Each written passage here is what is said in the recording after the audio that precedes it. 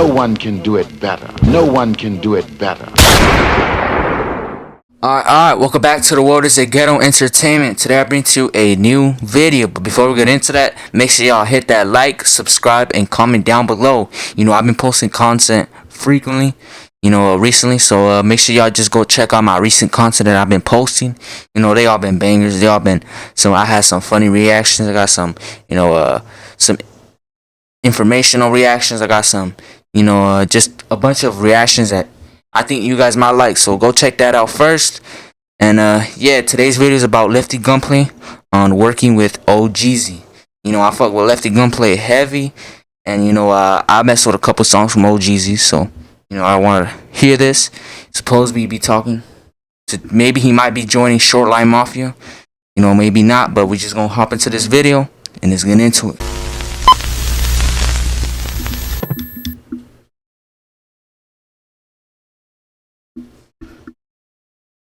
Now, let me ask you something. Like, when you hang out with a guy like OGZ, who's kind of been, I know a lot of people think he's a new artist, like a newer artist, but he's an OG, low key. He's been doing this shit I think he's one of the ones that he's a really pioneer, paved the way for Mexicans to get up in there, and he's one of the ones that gets away with saying like N-word because he does it just nonchalant, and he really did that, and he's facts. I feel like he is a pioneer. You might not like his music, but he's a pioneer for this new generation, this new wave that's coming, like Lefty Gunplays, the Rowdy Racks. They might not sound like him, but he kind of paved the way in a way to, like, let Mexicans into the rap scene, or Latinos, however you want to call it, into like the rap, not Chicano rap, the rap game. The rap with him, introducing his new style and his new cadency. I feel like he did pave the way. He stays in his lane and he's true to himself. Phoenix flexing too, but yeah, OG. Well, I feel like that Shoreline wave, along with Draco, it was at the right time. Well, also extremely influential on a whole generation of West Coast artists. Draco really. I got roll bounce on my face. Look, see roll bounce on my face like my name was Draco. That's what I always say. I kick with Ralphie the plug. Me and him get along real well. Ralphie's the complete opposite of me. He's just real quiet, boy. Super chill. Yeah, we're talking the other day. I'm like, you're like, Draco would have fuck with you, fool. Like, you just the whole vibe. I'm just like in my own world, like. Just, but I'm saying that, like, someone like OGZ, does he like give you any sort of advice on how to move? Because he's been through so many major label situations. We just kick it. Yeah. We make bangers when we're working. We're working. He works and I work, and he gets in his own. He's different in the studio. And then when everybody leaves and we're chilling. And like that's just the homie. Like, he's just like. He's like one of me. He's just kicking it. He's LA. We just chilling, man. I really enjoy kicking it with him. He's a cool time, man. But when he like media train, like when the cameras are out and all that, he acts right. Like, he's been doing it. And then when it's just us, that's when we just chill. But when we're in the studio, me too. When I'm in the studio, I want to work and get the fuck out the studio. I don't like being in the studio. Like, that shit's just annoying. Like, the producer not getting me where I want my drops. I want my shit. I see the music in my head a certain way. A big thing about me when I'm in the studio is that a lot of people don't know is I won't stop until the drops are there. The drops is like the acapella. So the beginning of all my songs have a drop, the acapella, and then they hit do. And I do a lot of sound effects. So if I say pull up in a beam route, go all the little beep beep. That's my shit. The helicopter noises.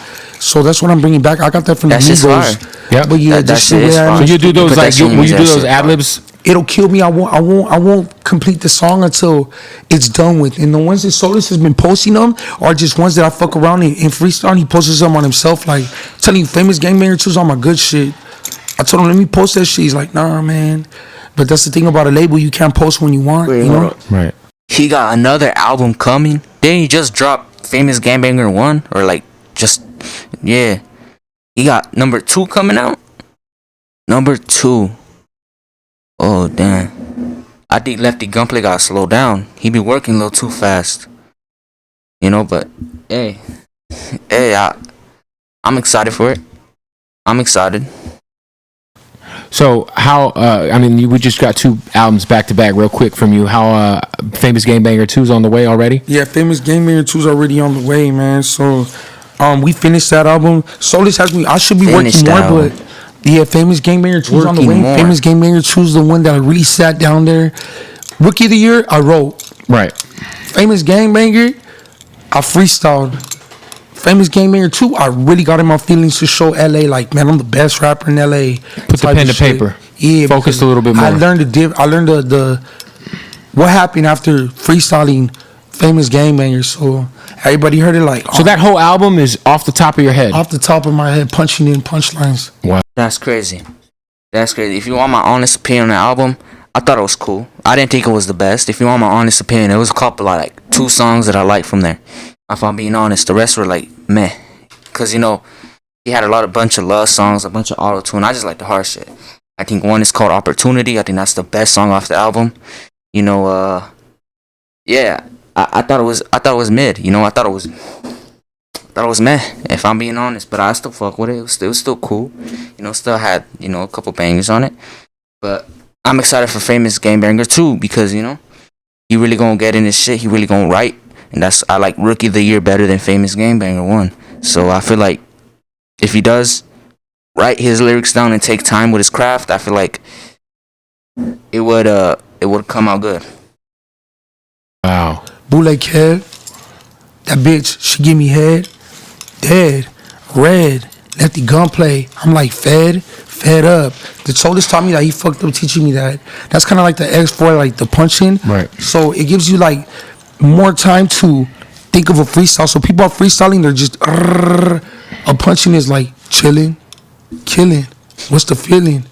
What's the deal? So you get that, and it's just so easy to make a song like that. Right, punch me in from right there. Punch me in from right there. So that's what I did, and I really just, you know, wing Famous Gang Banger. I mean, there's some bangers in there, but I feel like I didn't give it my all. And now I see like, oh, fuck, I should have given my all. Because now I'm learning as I go the way that this shit goes. So the other day I was comparing myself to another artist. And that's how you gotta be. That's how you gotta be. You gotta grow from your craft. You think your first 3 albums are gonna be the best? No, they not. You're gonna have to grow from your craft and, you know, learn from your mistakes. That's why I feel like Famous Game Banger 2 might be his best album. It might top Rookie of the Year. It just might. You know, it might. We just have to wait and see. We just might have to wait and see. Solis told me he knew all the artists. I'm not gonna say his name, but he's like, how many songs did that dude have? And I looked at his shit. He had like 100 something, 97 something, 200. And that's the thing. You can't compare yourself to other artists because they got probably more albums than you, more songs than you. They got probably more connections. You just can't compare yourself. Just you in your own lane. Lefty's in his own lane. I don't know no one that sounds like him or acts like him or does anything like him. He's just unique, and that's a good thing. How many music videos do you have? I'm like 21, 22. He's like, dude, he's been doing this shit for years, and you're already about to pass him up. Quit comparing yourself to him. You better than that. Quit selling yourself short. You the shit left. You know what I'm saying? And I know he wouldn't. Solis is a sick mind, so everything I do, I just listen to him.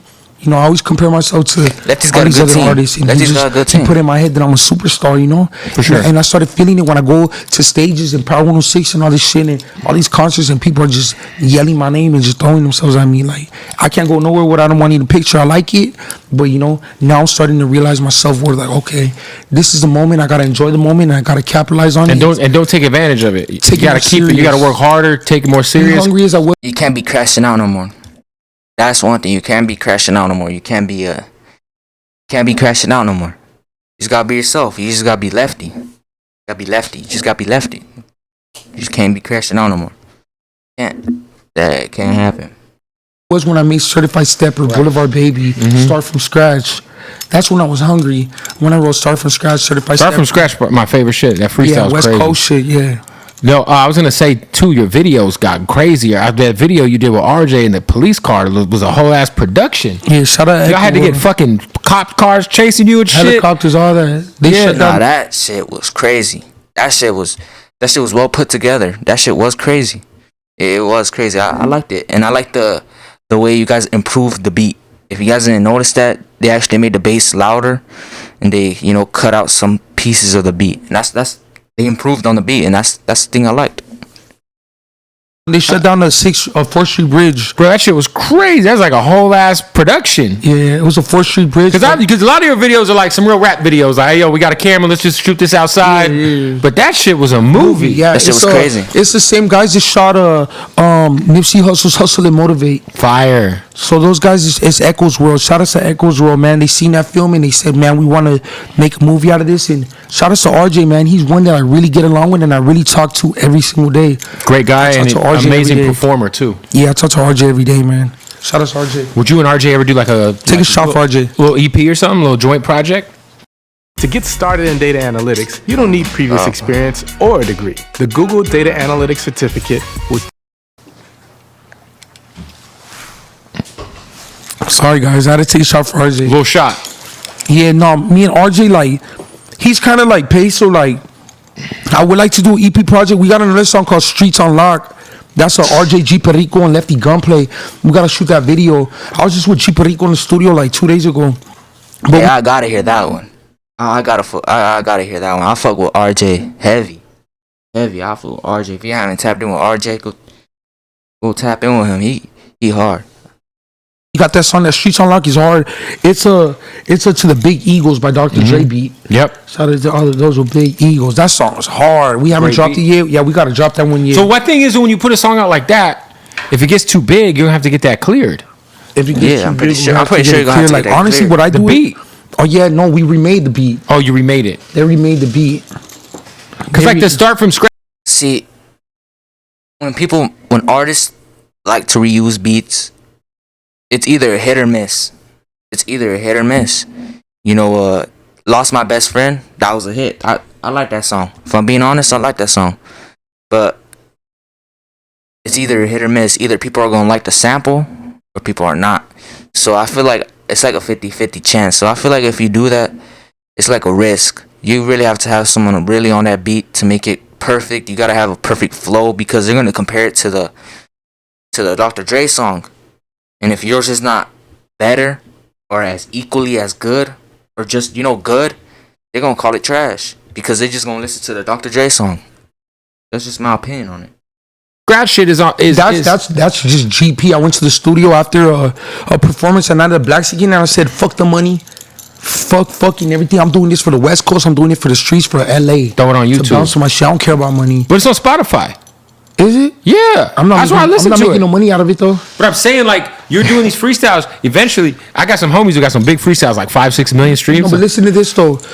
But they're trying to make money out of it. Even if I get 5 million, 6 million streams, I'm not allowed to just make it instrumental to the beat. If I'm not making no money out of it, I'm making no money out of that. I think I am allowed to. I think that's the way it works. If it's copyrighted, I'm not a lawyer. Yeah. But the point is that when you remake the beat, you remake it so that you can make money off of it. So you're remaking the beat. I don't give a fuck about the money. Do you think? Have you know if Games heard start? Yeah, he from reached out. Fire. He said, "I see you, dog." That's dope. He just wrote me. He's like, "I see you, homie." I got all excited about Game, but I know who his manager is and all that. Right. I know Game's a gangster and he could do what he want, but True Car reached out to me too, and I got a song with Savi 3.